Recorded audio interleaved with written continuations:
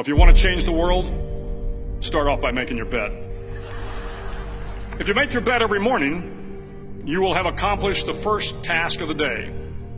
It will give you a small sense of pride, and it will encourage you to do another task, and another, and another. And by the end of the day, that one task completed will have turned into many tasks completed. Making your bed will also reinforce the fact that the little things in life matter. If you can't do the little things right, you'll never be able to do the big things right. And if by chance you have a miserable day, you will come home to a bed that is made, that you made. And a made bed gives you encouragement that tomorrow will be better. To pass SEAL training, there are a series of long swims that must be completed.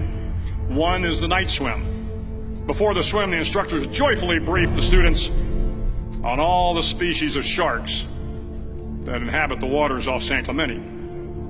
They assure you, however, that no student has ever been eaten by a shark, at least not that they can remember. But you are also taught that if a shark begins to circle your position, stand your ground. Do not swim away. Do not act afraid. And if the shark, hungry for a midnight snack, darts towards you, then summons up all your strength and punch him in the snout, and he will turn and swim away. There are a lot of sharks in the world. If you hope to complete the swim, you will have to deal with them. So if you want to change the world, don't back down from the sharks.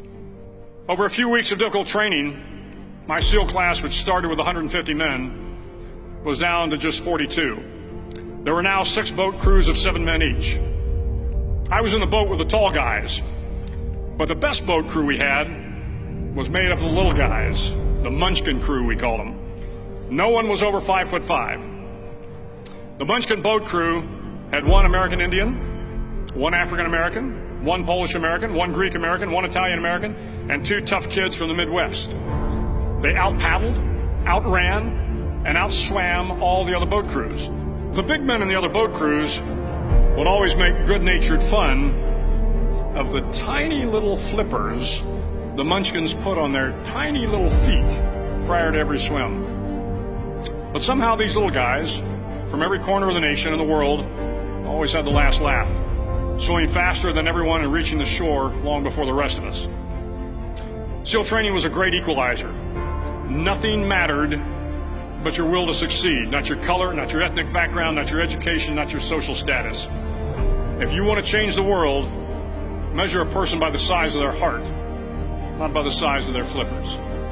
The 9th week of training is referred to as Hell Week. It is 6 days of no sleep, constant physical and mental harassment, and 1 special day at the Mud Flats. The Mud Flats are an area between San Diego and Tijuana where the water runs off and creates the Tijuana Sloughs, a swampy patch of terrain where the mud will engulf you.